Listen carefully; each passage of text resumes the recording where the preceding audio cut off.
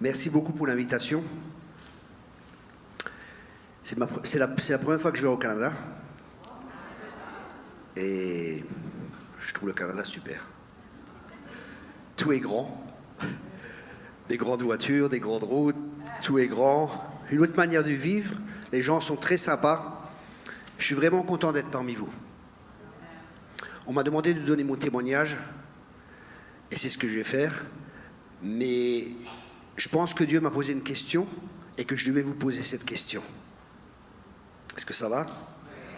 Et quand Dieu pose une question, c'est pas qu'il ne connaît pas la réponse, mais c'est souvent pour nous amener à réfléchir et pour voir ce que nous croyons réellement.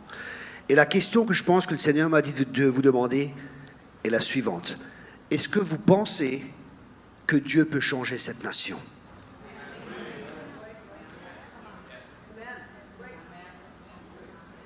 Je vois que vous êtes très enthousiastes. Amen, amen, amen. Et je crois qu'une nation, elle est composée de personnes. Et si Dieu veut changer une nation, qu'est-ce qu'il va faire? Il va changer les personnes. Et Dieu veut utiliser chacun ici, chaque personne. Et mon témoignage, j'espère, le but de mon témoignage, c'est de vous montrer que Dieu peut utiliser n'importe qui. Dieu peut prendre du fumier pour en faire de l'engrais. Vous savez, j'ai vu beaucoup de miracles dans ma vie. J'ai vu des aveugles voir, j'ai vu des gens se lever de chaises roulantes. J'ai vu beaucoup de miracles. J'ai vu des milliers de gens venir à Christ. Et si Dieu le fait avec moi, tu n'as aucune excuse pour qu'il ne puisse pas t'utiliser. J'ai aucun examen. J'étais 3 fois en prison. J'étais proxénète. J'étais trafiquant de drogue. J'ai fait les 400 coups, un peu plus, peut-être même que 400. Mais j'étais 3 fois en prison. J'ai fait plusieurs années en prison. Et c'est ce que j'ai partagé avec vous. Je suis dans une famille normale. Mon père et ma mère travaillaient tous les deux. Et moi, dans mon cœur, j'avais toujours un désir. Et je me disais, est-ce que la vie, c'est ça? Il y a juste ça dans la vie. Et mon grand-père est mort à l'âge de 62 ou 64 ans, je ne sais plus exactement. Juste à la retraite. Après la retraite, il est mort. Je me suis dit, mais est-ce que c'est ça la vie? Travailler toute une vie, et puis après on meurt. Est-ce qu'il n'y a pas plus dans la vie? Et j'étais vraiment quelqu'un qui cherchait. Et je pense que, comme chacun de vous, on cherche quelque chose, mais on ne sait pas ce qu'on cherche. Et quand on ne sait pas quoi chercher, on essaie un peu de tout pour savoir est-ce que c'est la bonne chose ou ainsi de suite. Et je peux vous dire, j'ai essayé beaucoup de choses. La cocaïne, le hashish, l'héroïne, j'ai jamais piqué. Le sexe, j'ai essayé plein de choses, mais rien ne pouvait satisfaire mon cœur. Parce que je crois que Dieu a créé en chaque personne une place en elle où la place est réservée pour Dieu. Et je n'ai pas pu trouver de contentement. Mais quand même, je continuais, je ne savais pas. On m'avait parlé de Dieu quand j'étais enfant. J'ai été baptisé protestant. J'ai fait la confirmation ou communion, je ne sais plus comment ça s'appelle. Mais malgré tout, j'avais un ticket première classe pour être en enfer. Parce qu'aucune religion ne peut sauver. C'est impossible. Le protestantisme ne pouvait pas me sauver en soi. Puis j'ai fait des études et j'aimais pas trop. Enfin, j'étais à l'école, j'aimais pas trop étudier. Donc je me suis dit, qu'est-ce que je vais faire? Et à 16 ans en France, on a une possibilité de faire un apprentissage. Et je me suis dit, bon, j'aime bien manger et j'aime bien voyager. Qu'est-ce que je pourrais faire comme métier? Et je me suis dit, cuisinier. Cuisinier, je vais pouvoir bien manger. Je suis à la source et je vais pouvoir voyager. Et j'ai commencé un apprentissage de cuisinier. Je suis allé à 16 ans faire un apprentissage. Et les après-midi, je travaillais du matin 10h à 14h. Et les après-midi, j'avais libre. Je reprenais de 18h à 22h. Et les après-midi, j'avais libre et je suis allé dans les cafés. Et vous savez comment c'est dans les cafés? On rencontre que des chrétiens. Et il y avait des gens qui faisaient du trafic de shit et tout ça, enfin de hashish, de marijuana. Et là, j'ai commencé à fumer. Et après, je me suis dit, waouh, je ne gagne pas beaucoup d'argent. Ces gens gagnent de l'argent. Je ne suis pas bête, je vais faire comme eux. Je vais commencer à vendre. Et là, j'ai commencé à vendre. Puis en France, à l'âge de 18 ans, on doit partir faire son service militaire. Et là, on avait le choix entre rester en France ou partir outre-mer. Mais si on part outre-mer, il faut faire 6 mois de plus. Alors, il y avait Tahiti, Martinique, Guadeloupe, Réunion, Djibouti, enfin Nouvelle-Calédonie, il y avait beaucoup d'endroits où on pouvait aller. Et j'ai été béni, je suis parti à Tahiti, 18 mois. Et là, à Tahiti, qu'est-ce que j'ai fait? J'ai rencontré des leaders, Et pareil, j'ai continué à dealer à la base. J'ai fait les 400 coups. On avait, il y avait à l'époque, la France faisait des essais atomiques à Mururoa, une île à côté de Tahiti, et les légionnaires étaient là. Et ils étaient 2 semaines ou 3 semaines sur l'île, et une semaine, ils venaient et ils faisaient la fête. Mais pendant qu'ils partaient, d'autres venaient, et ceux qui étaient là, ils louaient une voiture. Et ils laissaient la voiture à l'aéroport, enfin sur la base militaire des voitures de location. Et nous, on savait qu'il y avait des clés en dessous. Donc on roulait toujours gratuit. Et un jour, je suis sorti, j'ai fumé, j'avais bu, et je prends la voiture, et paf, la voiture, enfin c'est une voiture volée quoi. Enfin on la rendait à chaque fois, donc c'était pas vraiment volé, tant qu'on se fait pas attraper. C'était ma mentalité à l'époque. Puis après j'ai fait un accident, et là pareil, je vais vite. Hein. J'ai fait un accident, des gens m'ont couru après, ils m'ont arrêté. Alors je dis je me sens pas bien, ils avaient ma veste dans la main, enfin un petit truc dans la main. Je suis parti en courant, je plonge dans la mer, j'ai nagé. Je suis arrivé à la base militaire, mais il y a encore des marques là, là j'étais ouvert, ici aussi j'ai cicatrice. Oula. Et je suis rentré dans le pare-brise et je suis tombé en arrière et j'ai réussi à me sauver. Comme dit, je suis arrivé à la base militaire et on était à 2 par chambre. Et celui qui était avec moi dans la chambre, il me donne une cigarette et là, bam, je suis tombé KO, je me suis réveillé à l'hôpital. Un jour après, la police arrive.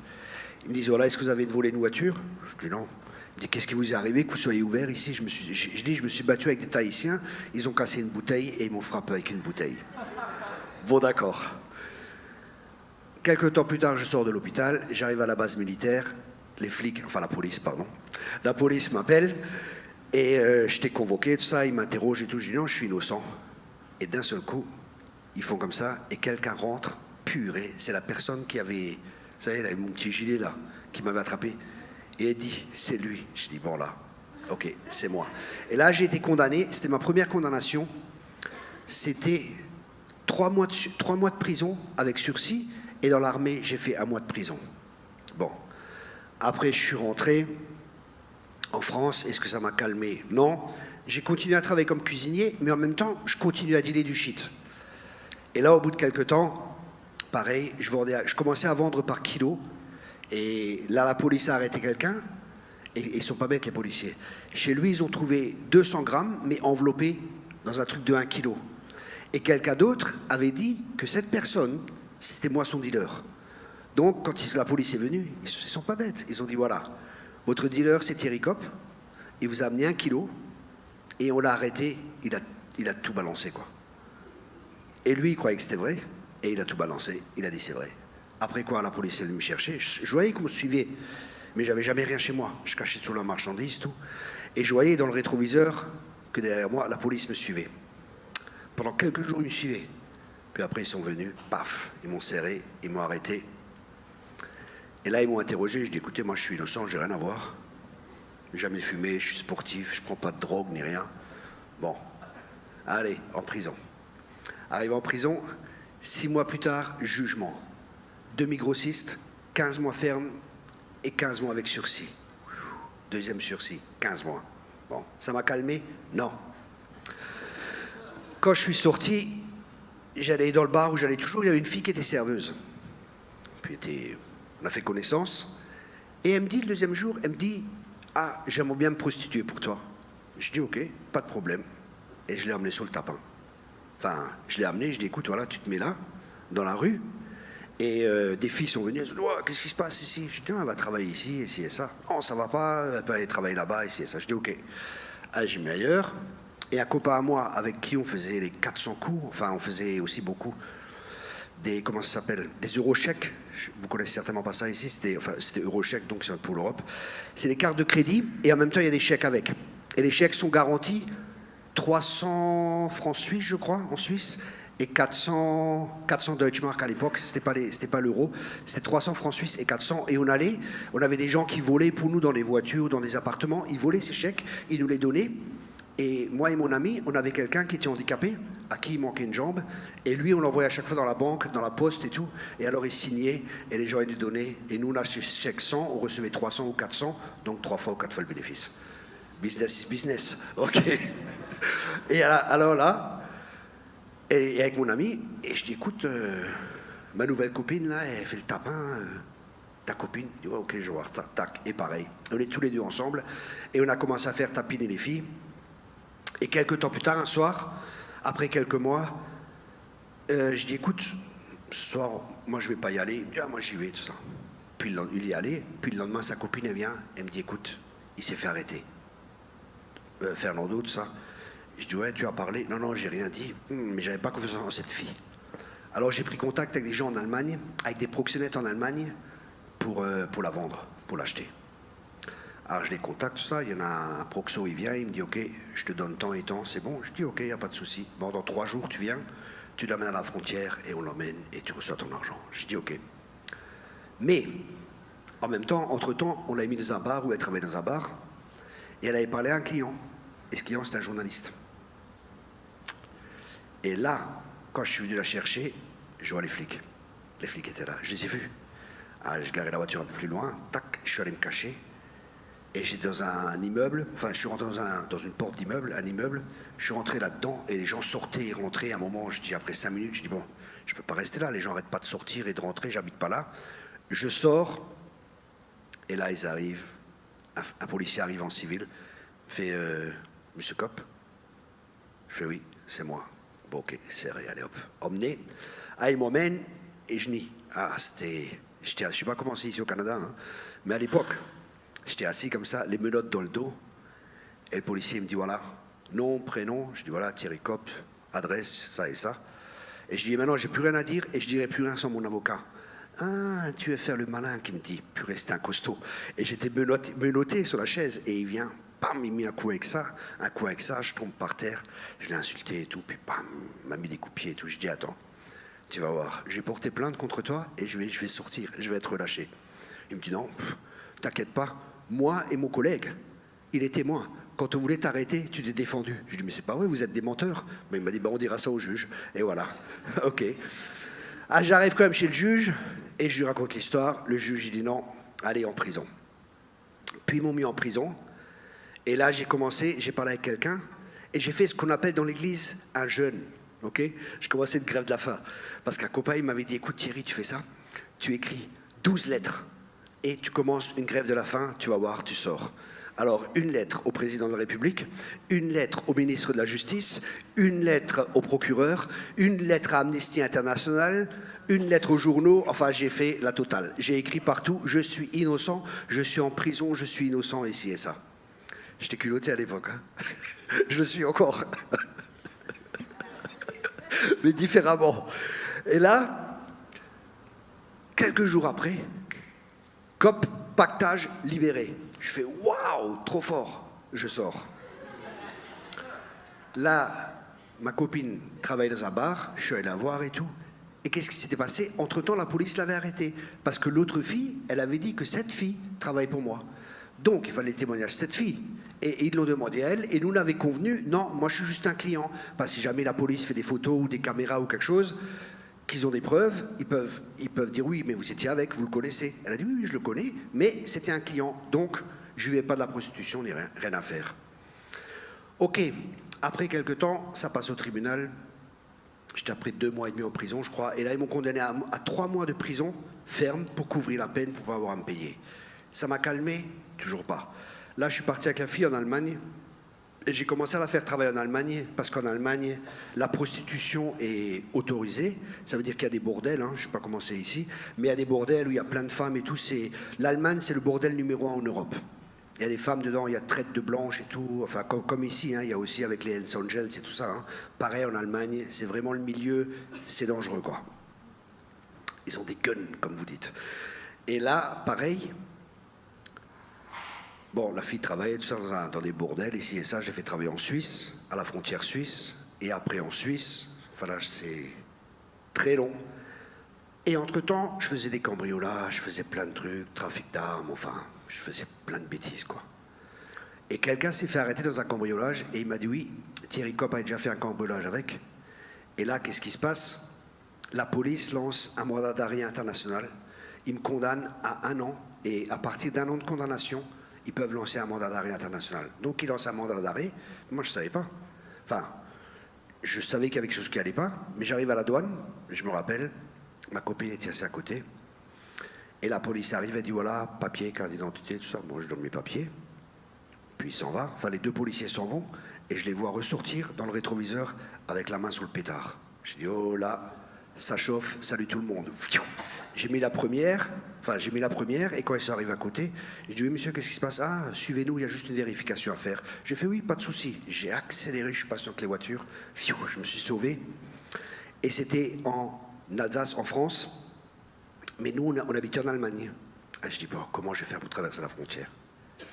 Ah, je téléphone à un ami, tout ça, je dis écoute, j'aimerais bien traverser la frontière, mais à la nage, le Rhin, c'est difficile, il fait froid, c'est en hiver. Je ne vais pas traverser la nage, comment je vais faire? Il me dit, écoute, j'ai une copine qui peut t'emmener. Je dis, ok, pas de souci, tu mets dans le coffre. Et on passe par au coffre. Tac. La fille m'emmène dans le coffre. Tac, on passe la douane. Le coffre s'ouvre. Ah, merci, j'étais devant l'Allemagne. Voilà. Quelques temps après, femme travaillait toujours pour moi, d'autres femmes aussi. Ça serait long. Quelques temps après, j'apprends, un gars, il me dit, écoute Thierry, tu es intéressé pour faire un cambriolage d'un casino. Enfin, c'est pas un gros casino, hein. Un casino où il y a des machines à sous, tout ça. Tu es intéressé?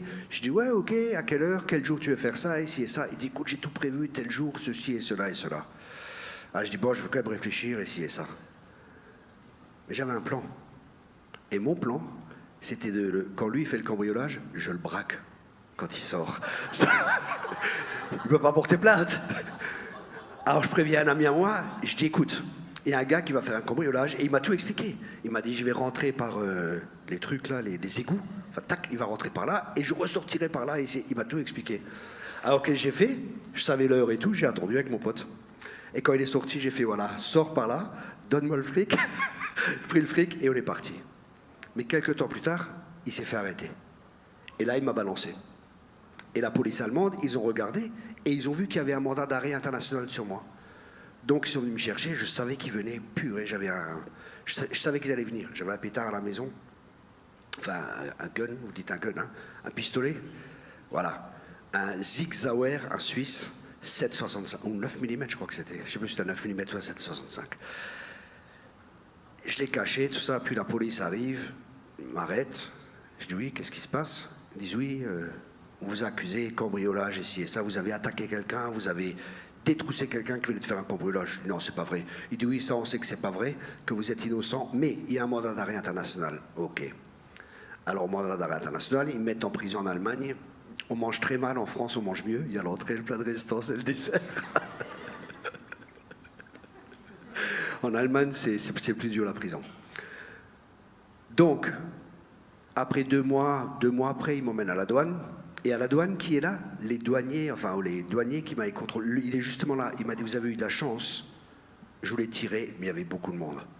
Je dis, waouh. Allez, maintenant, je dirais merci Seigneur. Mais à l'époque, je ne savais pas. Donc, l'histoire continue. Ils me mettent en prison, ici et ça. Et, et là, la juge, elle dit, voilà. Et pendant que je suis en prison, ils me font tomber les 15 mois, plus les 3 mois, 18 mois de sursis, plus j'étais condamné à 1 an. Ça fait 18, 20, 30 mois de prison. Alors j'ai fait appel, je suis passé devant la juge, elle me dit, écoutez, monsieur Kopp, je vous donne 10 mois et je vous fais une fleur, mais je ne veux plus jamais vous voir. Je fais, c'est juré, madame.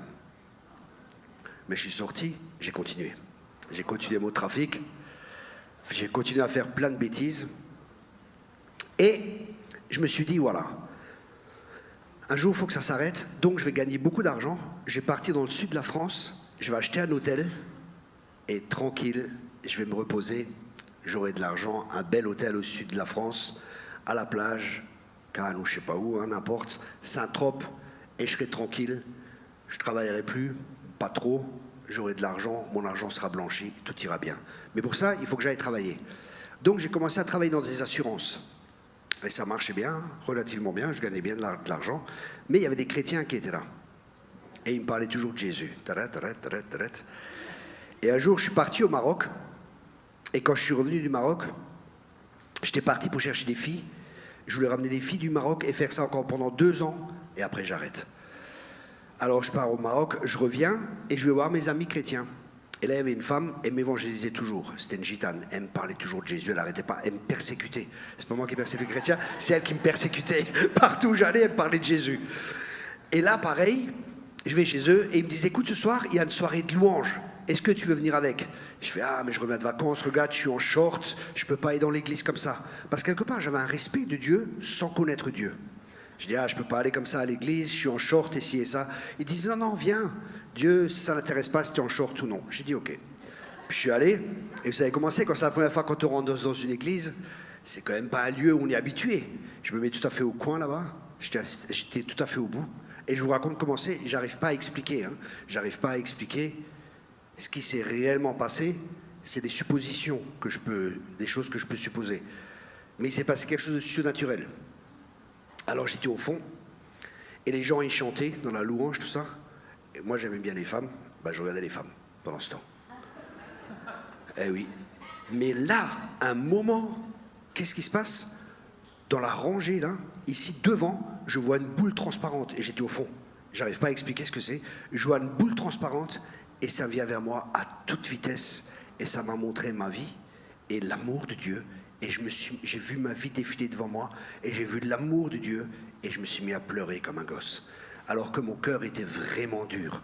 Beaucoup de blessures, beaucoup de bagarres, beaucoup de choses. Quand vous êtes en prison, c'est pas le Club Med. C'est pas un centre de vacances. Et là, c'était vraiment dur. Et là, paf! Et les gens ils me disent, est-ce que tu vas accepter Jésus-Christ comme sauveur et comme Seigneur? Je fais, oui, je veux. Ils me disent, bon, tu veux le baptême du Saint-Esprit? J'ai dit, c'est quoi?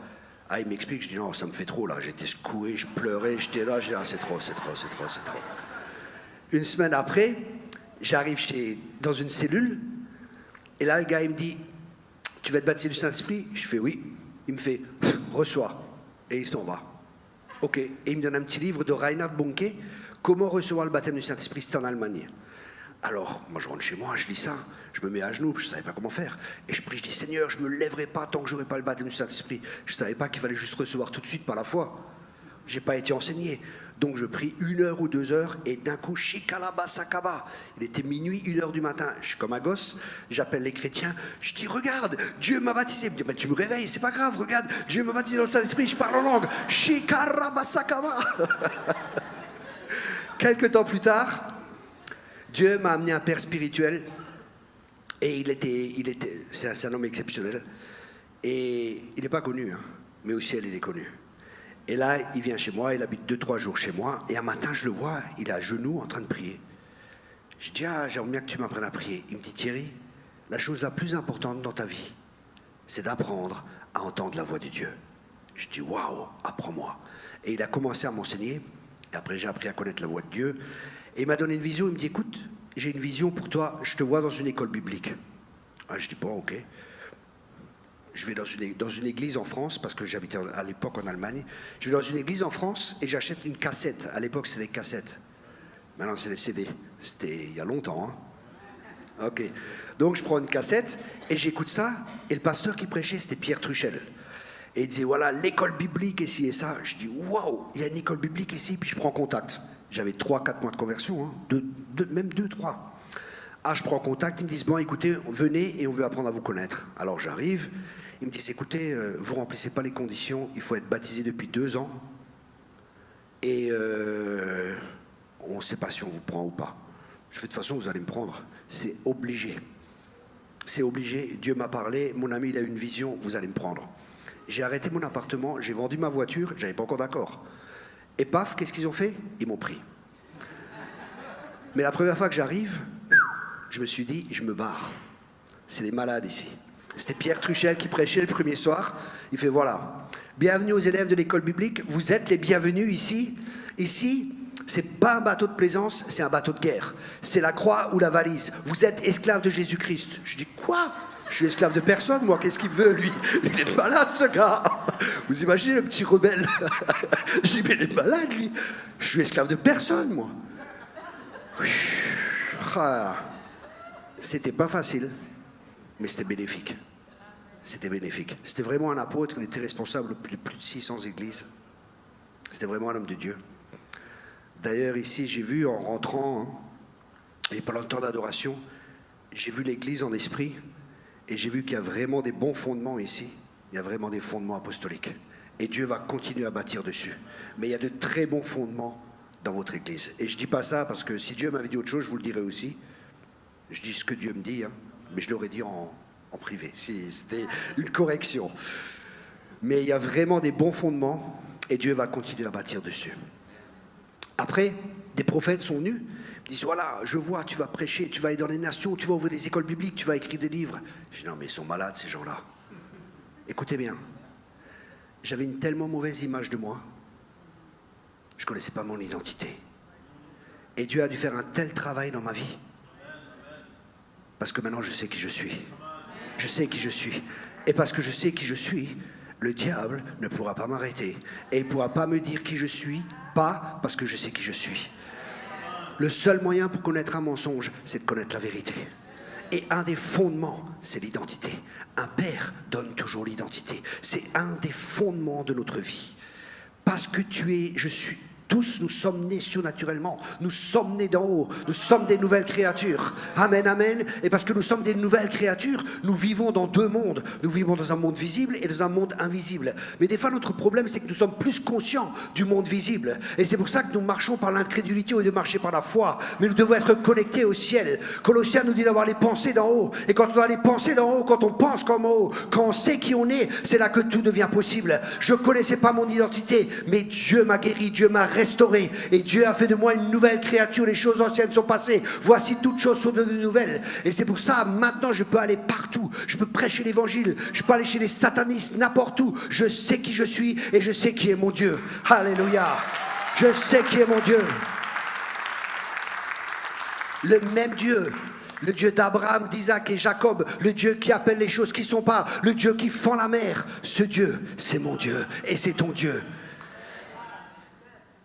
Des fois, nous avons, je crois qu'une des difficultés principales que nous avons, et je voyais ça ce soir en esprit, c'est comme si Dieu allait enlever chez plusieurs personnes comme un voile d'incrédulité qui est là, comme une incrédulité qui est là. Et je prie vraiment que ce soit un esprit de foi qui soit libéré, et que vos cœurs soient touchés, et que vous preniez la bonne décision de croire plus Dieu que le mensonge, de croire plus Dieu, parce que Dieu n'est pas un homme pour mentir. Ce que sa bouche dit, sa main va l'accomplir. Amen. Dieu est capable. Dieu est capable et Dieu veut le faire. Dieu veut changer nos familles, Dieu veut restaurer, Dieu veut sauver les gens. Mais il veut nous utiliser pour cela. Nous sommes collaborateurs avec Dieu. Ne dis pas que tu ne peux pas, parce que tout est possible à celui qui croit. Tout est possible. Arrête de regarder à tes capacités, arrête de regarder à ce que tu peux faire, mais regarde à ce que lui, Dieu peut faire. Et il peut faire au-delà de ce que tu penses, au-delà de ce que tu peux espérer. Va simplement avec la force que tu as et tu verras, Dieu va t'utiliser. Dieu va t'utiliser. Je me rappelle... Au début, j'étais fraîchement converti. Moi, je ne connaissais pas grand-chose. Je ne connaissais rien. En prison, on ne lit pas la Bible. Et je marche dans la rue et je vois une femme. Et la femme est dans une chaise roulante. Et Dieu me dit, vas-y, dis-lui qu'elle se lève. Dans un parc, pas dans une église. Puis j'y vais. Et l'ennemi, il me dit, non, mais si ça ne marche pas, la honte pour Dieu, c'est la honte pour Dieu. Ah, je dis, ah, c'est vrai, je ne vais pas pouvoir faire ça. Mais je me suis approché, il y avait une telle présence de Dieu. La femme s'est mise à pleurer. Mais je ne lui ai pas dit, lève-toi. Mais elle a accepté Jésus, elle s'est convertie. Et quelques temps plus tard, je l'amène dans l'église. Et alors, on lui a donné le film La Croix et le Poignard. Elle allait dans son truc d'handicapé, là, où il y a tous les handicapés. Et elle a fait passer ça. Puis on a eu plein d'histoires. Mais c'est pas grave, ils ont entendu l'évangile. Amen, c'est le principal. Et la parole de Dieu, elle ne revient pas sans avoir accompli ce pourquoi il l'a envoyé. Amen, amen. Vous savez, si Dieu peut m'utiliser, vous avez vu mon passé. Je suis allé courtement, mais c'est encore pire que ça. Vous avez vu mon passé, j'ai aucun examen. J'ai loupé tous mes examens, même à l'école biblique. Ouh, même là, j'ai loupé l'examen. J'avais des mauvaises notes, même là. Mais je suis un des seuls qui est dans le ministère. Ça ne veut pas dire qu'il faut pas étudier, qu'il ne faut pas avoir les examens. Ce n'est pas ce que je dis. Mais le plus important, c'est ton cœur. Est-ce que tu aimes Jésus? Est-ce que tu l'aimes assez? Est-ce que tu le connais assez pour croire que quand tu lui donnes ta vie, il te donnera beaucoup plus? Est-ce que tu crois vraiment qu'en mettant ta vie sur l'autel, ta vie pourra porter du fruit pour l'éternité? Est-ce que tu crois vraiment que Dieu peut changer cette nation? Parce que tout dépend de notre foi, tout dépend de notre perspective de Dieu. Le combat que nous avons, c'est le combat de l'image. L'image de qui est Dieu, l'image de qui tu es et l'image de qui est le diable. Et c'est pour ça que c'est important de connaître notre Père. Dieu est réellement bon. Il n'est pas juste bon, il est réellement bon. Aujourd'hui, je suis marié, j'ai 2 enfants, ils sont très beaux. Celui qui a vu le père a vu les enfants. J'ai 2 enfants magnifiques. Je suis marié, c'est un miracle. On a une maison qui nous appartient, on s'est marié, 0, on n'avait rien. Le jour de mon mariage, j'avais ma femme une fois dans une église, et l'offrande c'était short. Ma femme me dit, toi tu me parles toujours de foi, marcher par la foi, tu veux m'épouser, mais comment tu vas pouvoir aux besoins? Tu as vu ce que tu as reçu, tu n'arriveras jamais à pouvoir. J'ai dit, Dieu, il pourvoit toujours, t'inquiète pas. Elle dit, ok, pour le bague de mariage, je veux une bague avec des diamants. Je dis, pétard. Seigneur, c'est la femme que tu m'as donnée, maintenant c'est ton problème, c'est plus mon problème. Et vous savez quoi? Dieu a pourvu. Dieu a pourvu. Quelque temps plus tard, on avait une vieille voiture, un prophète arrive. Il me dit, écoute, je vois que Dieu va te donner une voiture. Je fais quelle marque? Il me dit BMW, qu'il me dit. Et pendant qu'il parle, je vois dans mon esprit une BMW avec un aileron comme ça un peu bleu. Je dis ok, puis tout content. Je dis oui, la semaine suivante, je dis oui, Dieu va me donner une BMW, il m'a offert une voiture, et ci et ça et ça. Bon. À la fin du séminaire, un couple vient me voir. Il me dit écoute, on aimerait te parler. Je dis oui, qu'est-ce qui se passe? Oui, on a à cœur de t'offrir notre voiture et tout. Le Seigneur nous a parlé. Je dis c'est quelle marque? BMW. Je dis ok. Alors je sors dehors, non mais pas une BM quoi, 750, intérieur cuir, téléphone, tout, le top du top. Et je l'ai d'ailleurs offert après à un autre ministère, à Michel Chevalier, un Canadien. Et là il me donne cette voiture et tout, j'étais tout fier. Et ils me disent, j'avais pas d'argent pour l'assurance ni rien. Et là ils me disent, écoute, Dieu nous a encore parlé. Quand ils nous donnent la voiture, voilà, la carte grise est payée, tout est payé, et on devait aussi te donner une enveloppe pour payer l'assurance. Je fais, super, merci Seigneur. Puis j'arrive tout fier, et je trouve un autocollant dans un magasin, Sponsored by Daddy. J'ai mis cash sur la voiture. Sponsored by Daddy. Sponsored? Sponsored? Yes, sorry for my English. Sponsored by Daddy. Daddy. Ok. Donc j'ai mis ça sur la voiture et tout, et j'arrive, et vous savez comment c'est, des fois dans des églises, il y a des gens qui sont un peu religieux. Mais comment tu vas faire pour payer l'essence? Je dis, mais tu crois que si Dieu m'offre une voiture, il ne va pas me payer l'essence?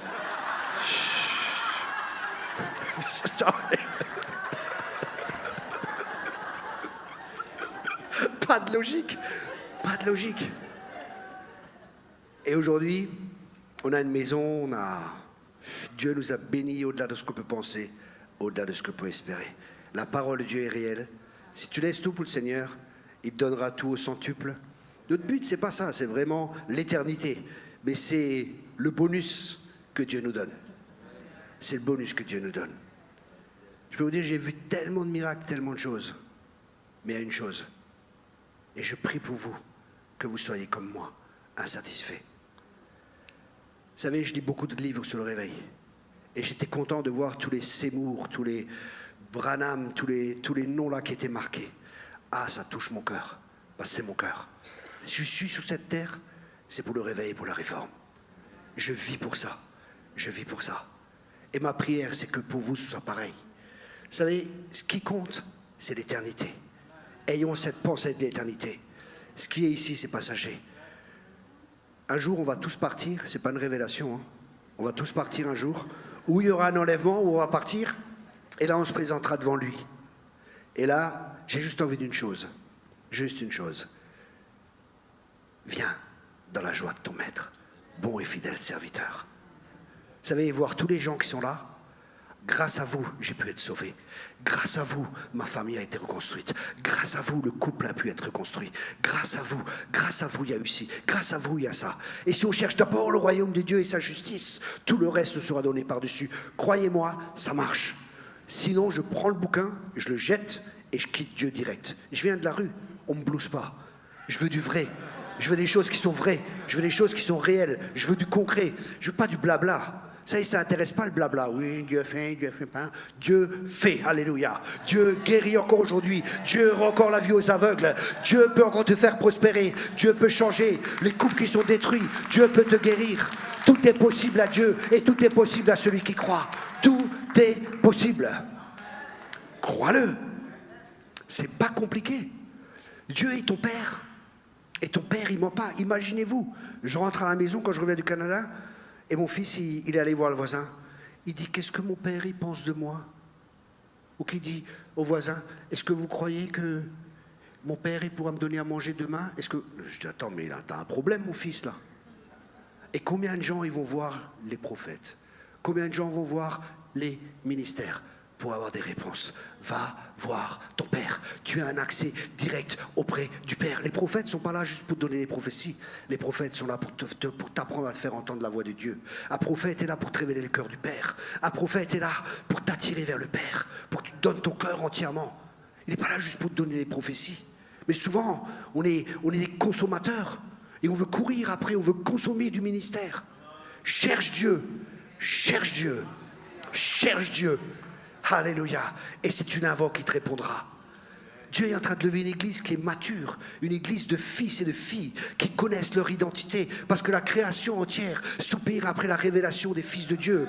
Et quand tu vas comprendre, et quand plus on comprend qu'on est fils, plus on comprend ce que c'est qu'être fils de Dieu, c'est vivre comme Jésus. Il n'y a plus de limitation. L'argent, c'est pas une limitation. Les peurs sont plus là, les craintes sont plus là. On est tellement rempli de Dieu, on est tellement rempli d'amour qu'on pense comme Dieu veut qu'on en pense. Notre paradigme change, notre manière de voir change, toute notre vie change, toute notre perception change. On n'est plus comme les gens de ce monde, on est différent. On n'est plus esclave des choses élémentaires de ce monde, mais on vit dans une autre dimension. Alléluia. Et Dieu est en train de préparer cette église. Il est en train de préparer cette église glorieuse, où les gens vont de plus en plus connaître leur identité, qui ils sont réellement en Christ, et ce que ça signifie être en Christ, ce que ça signifie être une nouvelle créature, ce que ça signifie, tout est possible. Alléluia. Un domaine où il n'y a plus de limitation. On vit vraiment dans un royaume. Et dans ce royaume, il y a un roi et son nom, c'est Jésus. Amen. Et c'est dans un domaine où tout est possible. Où le royaume de Dieu, il n'y a pas de, comment on dit, de dualité. Dans la pensée grecque, il y a une dualité entre les deux. Pour un juif, non. Il n'y a pas de dualité. Mais on est tellement influencé, je ne sais pas comment c'est au Canada, mais en Europe, on est tellement influencé par la pensée grecque. Mais c'est possible, est-ce que Dieu va faire, est-ce que Dieu ne va pas faire? Mais des gens, des fois, viennent, ils me posent des questions. Je leur dis, mais je ne me suis jamais posé des questions comme ça, moi.